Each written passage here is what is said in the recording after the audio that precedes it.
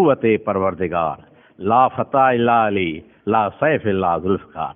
असांखे नाज़ आहे मौला अलीअ ते ऐं उन जे मर्दानगी ते, उन ते नाज़ आहे ऐं ज़ुल्फ़िकार तलवार ते बि नाज़ आहे। इन जे करे त उन खां सवाइ का फ़तह बि कान थी।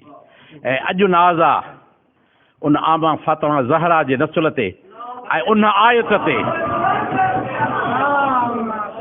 उन आयत कौसर ते, उन ते नाज़ आहे जो अॼु उहा जंहिंजे लाइ तव्हांजे लाइ रसूल दुआऊं घुरियूं, मौला अलीअ दुआऊं घुरियूं नसुल लाइ, अमा फ़ातिमा ज़हरा दुआऊं घुरियूं नसुल जो, इहो जेको कौसर आहे उहो जारी हूंदो क़यामत ताईं।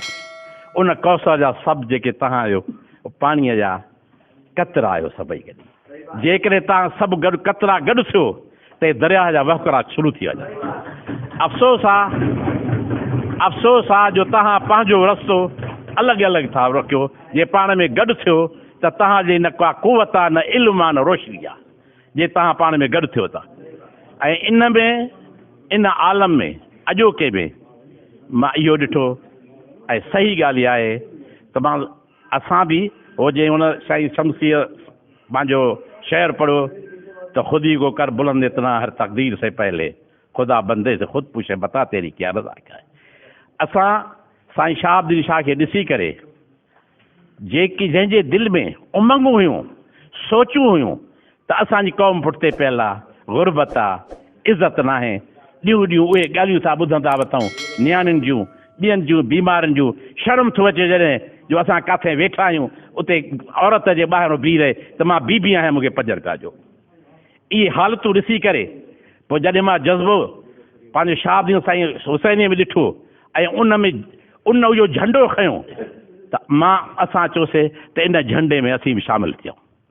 असां उन जे क़यादत में तव्हां ठीकु आहे, इन में को शक न आहे त मसइला एतिरा आहिनि त मसइला हल कोन था थियनि, हिते सही रपाइण में गॾु कोन था थियनि, चंदो कोन था ॾियनि।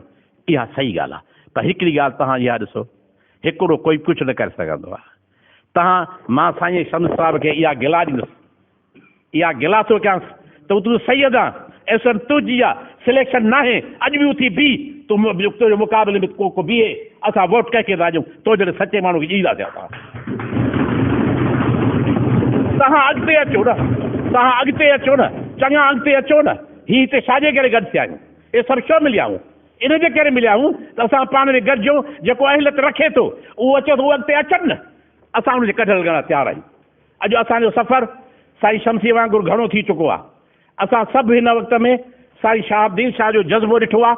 भला ॻाल्हि ॿुधो, हिकिड़ो माण्हू सॼो ॾींहुं पंहिंजी गाॾी काहे पंहिंजे पुट सूधो